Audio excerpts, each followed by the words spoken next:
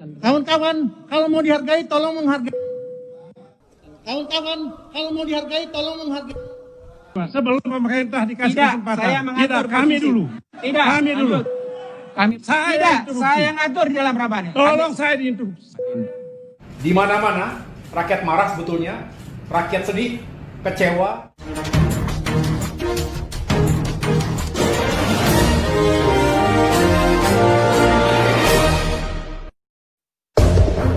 Drama Matikan Mik mewarnai sidang pengesahan rancangan undang-undang tentang Cipta Kerja yang menjadi Undang-Undang Cipta Kerja dalam rapat paripurna Senin 5 Oktober 2020. Ini terjadi saat Partai Demokrat gencar menyuarakan interupsi atas penolakan Partai Besutan SBY ini terhadap pengesahan RUU Cipta Kerja tersebut. Ketua DPR RI, Puan Maharani disebut mematikan mikrofon saat salah seorang anggota DPR RI, Irwan, dari Partai Fraksi Demokrat berbicara. Kejadian bermula saat Irwan menyampaikan pandangannya terhadap RUU Cipta Kerja ini. Saat Irwan berbicara, terlihat pimpinan sidang Aziz Syamsuddin, politisi Partai Golkar, berdiskusi dengan Ketua DPR RI Puan Maharani. Saat mereka berdiskusi, suara Irwan masih terdengar di ruang sidang. Namun setelah itu, Puan terlihat menekan tombol untuk mematikan mikrofon. Suara Irwan pun langsung tak terdengar. Rakyat di luar bertanya-tanya, kawan-kawan semua di ruangan ini. Jangan sampai ruangan ini menjadi... Pak Iwan, saya minta substansinya apa? Substansinya undang-undang ini berpotensi menghilangkan. Baik, terima kasih. Pimpinan Bom, undang-undang ini memperparah kerusakan lingkungan, kemudian menghilangkan kewenangan-kewenangan kami di daerah, menghilangkan hak-hak rakyat kecil. Kawan-kawan, kalau mau dihargai, tolong menghargai. Baik.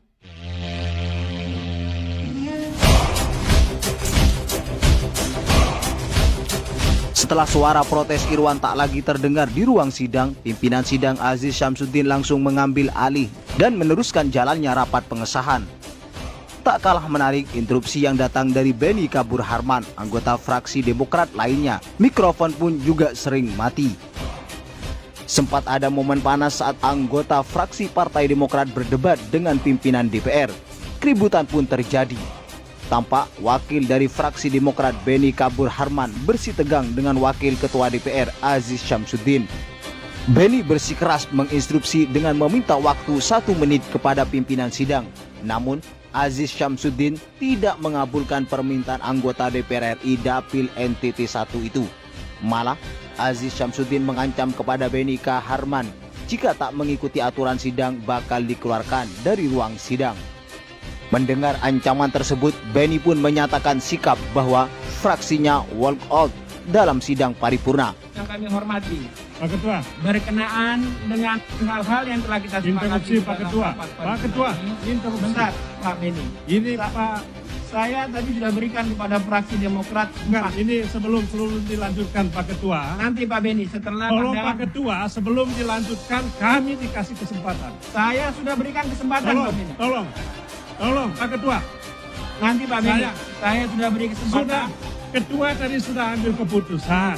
Ya. Setelah itu nanti pemerintah. Kami ingin menyampaikan. Makanya nanti setelah pandangan dari pemerintah, Tunggu saya berikan Pak, tunggu kepada Pak Ketua. Sebelum pemerintah dikasih Tidak, kesempatan. saya mengatur Tidak, kami posisi. dulu. Tidak, Kami dulu. lanjut. Kami persilakan Kami kepada dulu. pemerintah. Tolong Pak Ketua, Pak Beni, baca pasal ini. Pasal ini. saya baca Pak, Pak saya Beni ini. kan yang lama itu. Pak Ketua, ada ini satu. Pak Beni, saya minta Anda nanti bisa dikeluarkan dari ruang Pak paripurna. Ketua. Kalau Anda tidak mengikuti aturan mekanisme. Dengar kok. Dengarkan ini. Saya interupsi, minta saya interupsi Anda nanti setelah. Saya interupsi. Tidak, saya ngatur di dalam rapat. Tolong saya diinterupsi. Baik, Bapak Ibu sekalian. Tolong, Pak Ketua. Pak Ketua. Interupsi akan kita terima setelah pandangan dari pemerintah. Pak Ketua, sebelum pemerintah yang sangat saya banggakan dan hormati, toh kami dikasih kesempatan. Saya sudah 1 menit. Tidak, 1 menit. saya ngatur dalam kesempatan 1 ini. menit. Tidak. 1 menit. Silakan kepada pemerintah Pak. untuk menyampaikan pandangan. Nanti setelah pemerintah baru. Kalau demikian maka kami fraksi Demokrat menyatakan walk out dan tidak bertanggung jawab.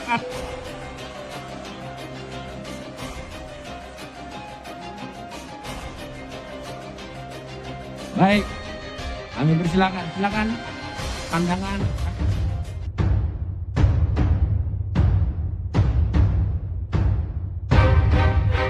Aksi matikan mic dalam sidang ini akhirnya mendapat sindiran telak dari Partai Demokrat.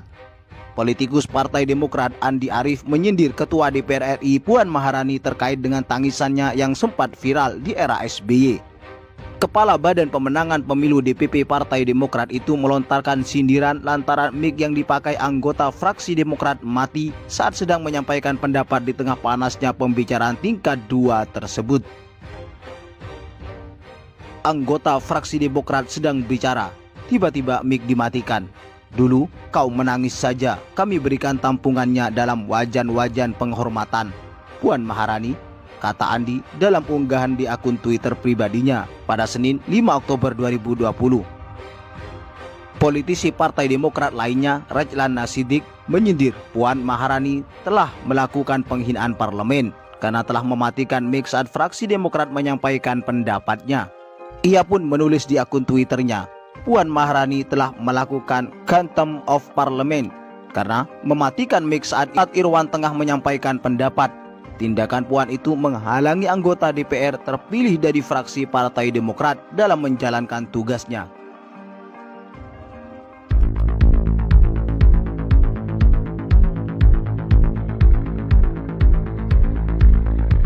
Sementara itu, Ketua Umum Partai Demokrat Agus Harimurti Yudhoyono atau AHY melalui fraksi Partai Demokrat memutuskan tetap menolak RUU Cipta Kerja.